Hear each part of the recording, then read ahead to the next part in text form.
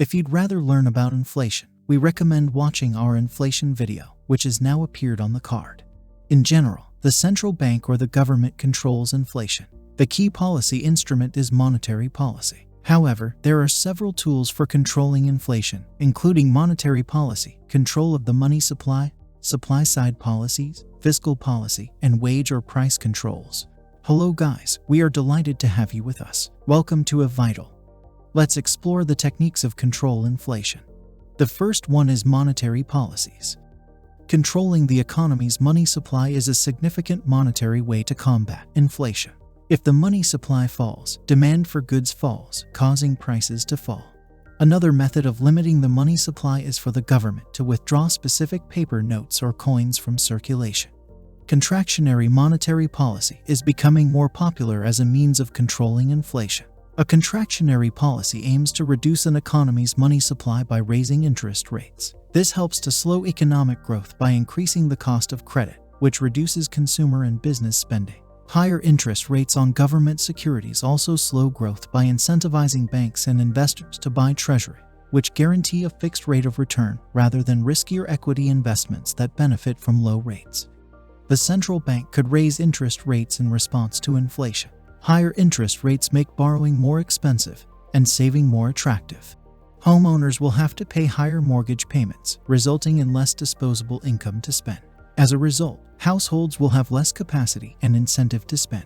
Firms will also be discouraged from borrowing to fund investment, resulting in lower business investment. Therefore, higher interest rates have a significant impact on slowing consumer spending and investment, resulting in slower economic growth. Inflationary pressures rise as economic growth slows. A rising interest rate should result in a rising exchange rate. Exchange rate appreciation will also reduce inflationary pressures by making imports more affordable, lowering total economic demand by reducing demand for exports. Because exports are less competitive, exporting firms will have an incentive to cut costs and improve competitiveness over time. Instruments of monetary policy. Open market operations. In open market operations, the central bank purchases bonds from investors or sells additional bonds to investors in order to change the number of outstanding government securities and money available to the economy as a whole. The goal of open market operations is to manipulate the level of reserve balances in order to manipulate short-term interest rates, which in turn affect other interest rates. Interest rates. The central bank may alter interest rates or the collateral required. This is known as the discount rate. Banks will lend more or less freely depending on the interest rate. Reserve requirements. Authorities can manipulate reserve requirements, which are the funds that banks must keep as a percentage of customer deposits in order to meet their liabilities. Lowering the reserve requirement frees up more capital for banks to lend or purchase other assets. Increased requirements reduce bank lending and slow growth. Fiscal policies. Government revenue and expenditure are the two most important aspects of fiscal policy. To reduce inflation, the government can raise taxes such as income tax and VAT and cut spending. This improves the government's budget situation and helps to reduce economic demand. Both of these policies reduce inflation by slowing aggregate demand growth. If economic growth is rapid, slowing aggregate demand growth can reduce inflationary pressures without triggering a recession. 1. By reducing overall government spending and transfer payments. 2. Raising tax rates reduces individual demand and decreases the economy's money supply. Price controls. With inflation, firms will try to raise prices as much as possible in order to maintain profitability and deal with rising costs. Price controls are one way to try to avoid this profit push inflation. This is where the government sets price increase limits. For example, President Nixon imposed a price freeze in 1971, which he reinstated after winning the election in 1973. Price freezes were politically popular for a short period of time but ultimately failed. Firms restricted supply, and when price freezes ended, suppressed inflation returned with a vengeance. However, it is worth noting that price controls were effective in lowering inflation during the war. According to one study by Paul Evans, price controls were successful in keeping prices 30% lower than they would have been otherwise during World War II. Wage control. If inflation is caused by wage inflation, then limiting wage growth can help to moderate inflation. Lower wage growth lowers firm costs and leads to less excess demand in the economy. However, as the United Kingdom discovered in the 1970s, controlling inflation through income policies can be difficult, especially if labor unions are powerful. Furthermore, wage control necessitates widespread cooperation in the economy. But if firms are facing labor shortages, they will be more concerned with obtaining workers, even if it means exceeding government wage controls. Monetarism.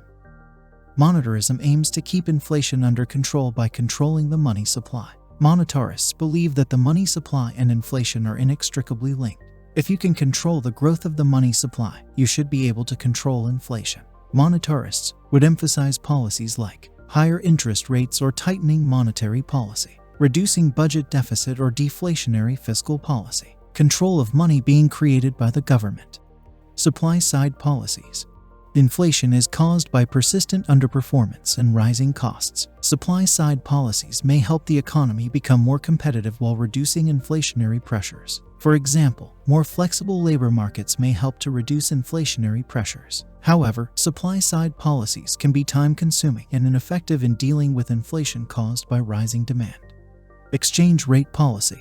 By joining a fixed exchange rate mechanism, a country can try to keep inflation low. The argument is that if the value of a currency is fixed, a discipline to keep inflation low is created. If inflation continues to rise, the currency will lose its competitiveness and begin to fall. In the late 1980s, the United Kingdom joined the European exchange rate mechanism, in part to control inflation.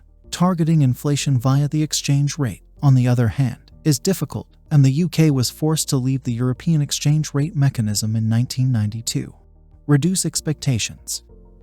Inflation expectations are a major determinant of inflation over time. If people expect inflation next year, firms will raise prices and workers will demand higher wages. This expectation tends to lead to higher inflation. If the central bank and government can effectively reduce expectations by making credible threats to bring inflation under control, it will make their job easier. Ways to reduce hyperinflation. Change currency. Conventional policies may be ineffective in times of hyperinflation. Future inflation expectations may be difficult to change. When people lose faith in a currency, it may be necessary to introduce a new currency or use another, such as the dollar. Example, Zimbabwe hyperinflation. We hope you enjoyed the video. Thank you for watching, and if you found the video useful, please leave us a like. See you in the next video.